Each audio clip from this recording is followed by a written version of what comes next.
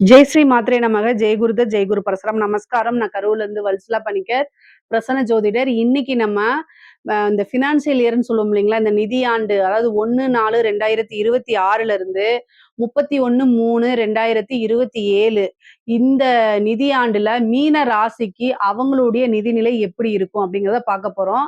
நான் சொல்லக்கூடியது உங்களுடைய நிதிநிலையை பத்தி, அதாவது பொருளாதார வாழ்க்கையை மட்டும்தான் சொல்ல போறேன். சரி, உங்களுக்கு காசு பணம் வர்றது, இதுக்கெல்லாம் பரிகாரங்களும் நான் செய்து சொல்ல போறேன். இந்த விஷயங்களை மட்டும் செஞ்சுக்கோங்க.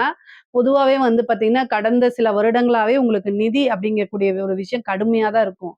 ஏன்னா இவ்வளவு நாளா விரயச்சனியா இருந்துச்சு. இப்ப ஜென்ம சனியா மாறி இருக்கு. வரக்கூடிய பணம் வரவும் வராது. அப்படி வந்தாலும் அது எங்க போகுதுன்னே தெரியாது. ஒரு படத்துல காமிப்பாங்கல்ல, வாமா மின்னல், அந்த மாதிரி பணம் டபக்குன்னு டபக்குன்னு காணாம போயிரும். அந்த மாதிரி ஒரு நெருக்கடியான நிலைகளை கொடுத்துரும். நான் சாரி சிரிக்கல. பொதுவாவே இந்த அமைப்புகள் நிறைய பேருக்கு இருக்கும். ஆனா இது என்னன்னா, இத நீங்க ஒரு சின்ன சின்ன பரிகாரங்கள செஞ்சு, சிம்பிளா சில விஷயங்கள செஞ்சு, கட்டாயம் உங்களைய பொருளாதார வாழ்க்கையில உயர்வான ஒரு நிலைக்கு நீங்களே உங்களை கொண்டு போய்க்க முடியும். ஏன்னா பொதுவாவே பாத்தீங்கன்னா, மீனராசிக்காரங்க சாதுரியமானவங்க. சாமர்த்தியமானவங்க, சாதுரியமானவங்க. நெறைய விஷயங்கள்ல இருந்து நீங்க தப்பிச்சுக்குவீங்க. போய் பெரிய பெரிய விஷயங்கள்ல இருந்து சிக்கிக்க மாட்டீங்க. ஆனா இந்த ஜென்ம சனி உங்களை மழுங்கடிச்சிரும் சம்டைம். நீங்க எவ்வளவு பெரிய புத்திசாலியா இருந்தாலும், ஒரு வலைய வீசி மழுங்கடிச்சிரும். சோம்பேறித்தனத்த குடுத்துரும். உடல்நிலை பாதிப்ப குடுத்துரும். இந்த மாரி குடுத்துரும். உங்களுக்கு 2ஆம் இடத்துல எந்த கிரகமும் இல்ல. பொதுவா அது பிரச்சனை கிடையாது. அதே மாரி 11ஆம் இடத்துக்கும் எந்த கிரகத்துடைய தொந்தரவும் இல்ல. ஆனா இந்த டிசம்பருக்கு அப்புறம் ராகு 11ஆம் இடத்துக்கு வரப்போது. அந்த 11ஆம் இடம்ங்கிறது தான் குபேரனுக்கு ஒப்பான நிதிநிலையை குறிக்கக்கூடியது. அப்ப நல்ல லாபம் வருமானா, கட்டாயம் லாபம் வந்துரும். அது கூட என்னன்னா, டிசம்பருக்கு அப்புறம் உங்களுக்கு நல்ல இருக்கு. அது வரைக்கும் என்னங்க இப்பதான் ஏப்ரல், என்ன டிசம்பர் வரைக்குமான்னு கேட்காதீங்க. நல்ல நிலை தான் வரப்போது. ஆனாலும் உங்களுக்கு 11 கூடையவர் உங்க ஜென்ம ராசியில தான் இருக்காரு. விரயாதிபதியும் அவரு தான், 11ஆம் அதிபதி தான். காசு, பணம், லாபங்கள் குடுக்கும்போது, அதே நேரத்துல விரயத்தையும் கொண்டு பண்ணுவாரு. அப்ப நீங்களாவே ஒரு நல்ல தேவையான இன்வெஸ்ட்மென்ட், ஒரு கோல்டு வாங்குறது, ஒரு லேண்ட் வாங்குறது, ஒரு வீடு வாங்குறது, அல்லது ஒரு வாகனம் வாங்குறது, உத்தியோகத்துக்கு தகுந்த மாரியோ, அல்லது பிசினஸ்க்கு தகுந்த மாரியோ, சில விஷயங்கள இன்வெஸ்ட் பண்றது. அந்த மாரி பண்ணுங்க. அது உங்களுக்கு சிறப்பான நிலைய கொண்டு குடுத்துரும். சரி, இதுக்கு என்ன பரிகாரங்கள் செய்யலாம்? பொதுவா உங்களுடைய இது எப்படி இருக்கு நிதிநிலைனா, அதாவது ஏற்ற இறக்கங்களோட தான் இருக்கு. ஒரே சீரா உங்களுக்கு வராது. நெறைய பாத்தீங்கன்னா, நீங்க எவ்வளவு பரிகாரம் செஞ்சாலும் ஒரு 6 மாசம் நல்லா இருக்கும், ஒரு 6 மாசம் நல்லா இருக்காம. இந்த மாசம் நல்லா இருக்கும், அடுத்த மாசம் இதா போயிடும். இந்த மாரி அப்ஸ் அண்ட் டவுன் வந்துட்டே தான் இருக்கும். இதெல்லாம் நீங்க கட்டாயம் மாத்தணும். ஆனா, உங்களுக்கு இந்த ஜூன் மாசத்துக்கு அப்புறம் நெறைய நன்மைகள் இருக்கு. ஏன்னா, உங்க ராசிக்கு 5ஆம் இடத்துல குரு 11ஆம் இடத்த பார்த்துருவாரு. லாபஸ்தானத்த பார்க்குறாரு. அதுவே நல்ல சிறப்பான லாபம்ங்கிறது நல்ல வருமானத்தையும் குடுத்துரும். அதே நேரத்துல லாபத்தையும் குடுத்துரும். ஆனா வருமான ஸ்தானத்துக்கு பார்த்தீங்கன்னா, பெரிய லெவல்ல இல்ல, கிரகங்கள் இல்ல. அத மேம்படுத்துறதுக்கு பரிகாரங்கள் செஞ்சுக்கங்க. முருகன் வழிபாடு பண்ணுங்க. முக்கியமா பழனி முருகன வழிபாடு பண்ணுங்க. பழனி முருகன வழிபாடு பண்றது ரொம்ப சிறப்புங்க. அங்க போகக்கூடாதுன்னு சில பேர்லாம் சொல்லுவாங்க. ஆண்டி கோலத்துல இருக்காருன்னு. அப்படிலாம் இல்ல. நீங்க ராஜ அலங்காரத்துல போய் பண்ணுங்க. இப்பலாம் எங்க ஆண்டி கோலத்துல பார்க்க முடியுது. அதாவது இப்போ இருக்கக்கூடியது பார்த்தீங்கன்னா, ட்ரெண்டிங் தகுந்த மாரி எல்லா விஷயத்தையும் சாஸ்திரங்களே மறந்துடுறாங்க. ஒவ்வொரு 6படை முருகன் வீட்லயும் ஒவ்வொரு ரூபத்துல தான் அவர் இருக்கிறாரு. பழனியில ஆண்டி அந்த மேல மாடி இது மாடின்னே வருது. மேல மலையில இருக்காருல்ல, அவரு ஆண்டி கோலத்துல தான் இருக்காரு. அவருக்கு வேடம் தரிச்சு அத நம்ம பார்த்து தரிசனம் பண்ணிட்டு வருவோம். அவர் பார்த்தீங்கன்னா, இந்த மருத்துவர் வேடம், வேடன் குலத்துல இருப்பாரு. அதே மாரி மருத்துவர் இதுல இருப்பாரு. ஆண்டி குலத்துல இருப்பாரு. ராஜ அலங்காரத்துல. இப்பலாம் ராஜ அலங்காரத்துல தான் ஃபுல்லாவே அவர் இருக்கிறாரு.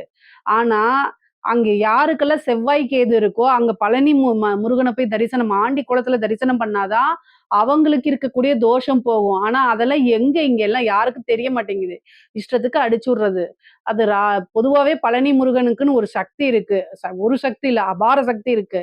நான் நெறைய நான் அப்படி சொல்லக்கூடாது. திருச்செந்தூர் போனத விட பழனி முருகனுக்கு கோயிலுக்கு போனது தான் அதிகமான இது நானு. பழனி முருகனுக்குன்னு அவ்ளோ சக்தி இருக்குது. அங்க போய் வழிபாடு பண்ணிட்டு வாங்க. ராஜலங்கரத்திலயும் இருக்கும். அதே மாரி அங்க சித்தர்கள் இருப்பாங்க.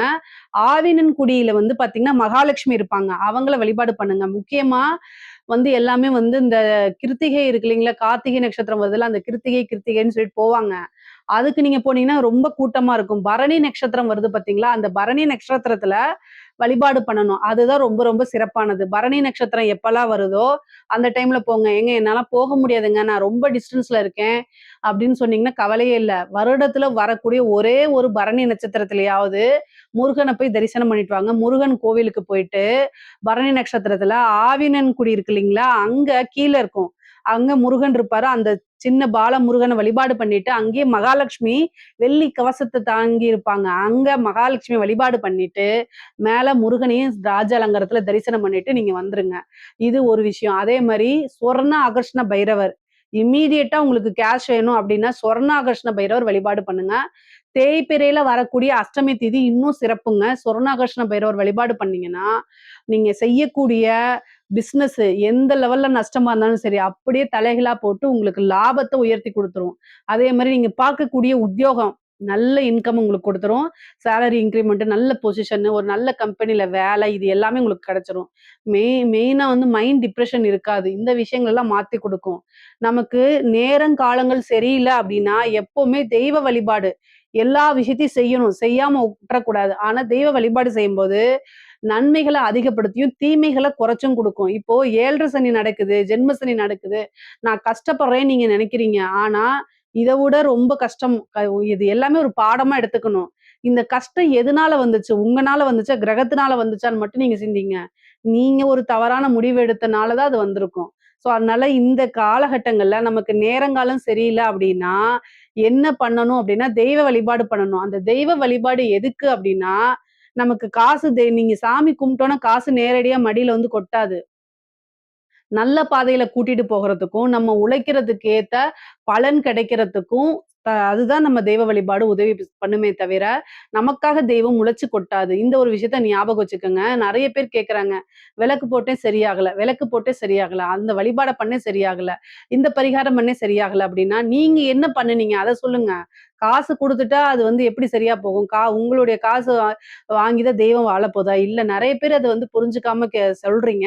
இந்த ஒரு விஷயத்த மட்டும் கரெக்ட்டா பண்ணுங்க. இந்த உங்களுடைய விஷயங்கள கரெக்ட்டா நீங்க பார்க்கக்கூடிய கடமைகள்ல இருந்து நீங்க மாறாதீங்க. அதே நேரத்துல இந்த வழிபாடுகள் பண்ணும்போது, உங்களுக்கு சிறப்பான பலன்களா வரும். உங்களுக்கு வரக்கூடிய கஷ்ட காலங்கள்லயும், உங்களை ரொம்ப அகல பாதாளத்துல தள்றதுக்கு பதிலா, புடிச்சு நிலைநிறுத்தி நிக்கும். அதுவே பெரிய விஷயங்கள் தான். பொதுவா இந்த ஜூன் மாசத்துக்கு அப்புறம் உங்களுக்கு நெறைய நன்மைகள் நடக்கிறதுக்கு தான் அதிக வாய்ப்பு இருக்கு. குருபலம் இருக்கு. ஜென்ம சனி வந்து கொஞ்சம் இந்த ஜூன் மாசம் வரைக்கும் கொஞ்சம் கடுமையாக இருந்தாலும் கூட, ஆனா இந்த ஜூனுக்கு அப்புறம் குரு வந்து உங்கள பாத்துர்றாரு. அது போக ராகு, கேதுவும் உங்களுக்கு நல்ல பலன் நல்ல இடத்துக்கு வந்துர்றாரு. அதனால பெரிய சிக்கல்கள் உங்களுக்கு வராது. கடினமான சூழ்நிலைகளும் உங்களுக்கு வராது. சிறப்பான பரிகாரங்கள், ரொம்ப சிம்பிளான பரிகாரங்கள் தான் இதெல்லாம். இத நீங்க செய்யுங்க. கட்டாயம் உங்களுக்கு நல்ல பலன்கள் உறுதியாக உண்டு. இதுல ஏதாவது சந்தேகங்கள் இருக்கு அப்படின்னா கமெண்ட்ஸ்ல கேளுங்க.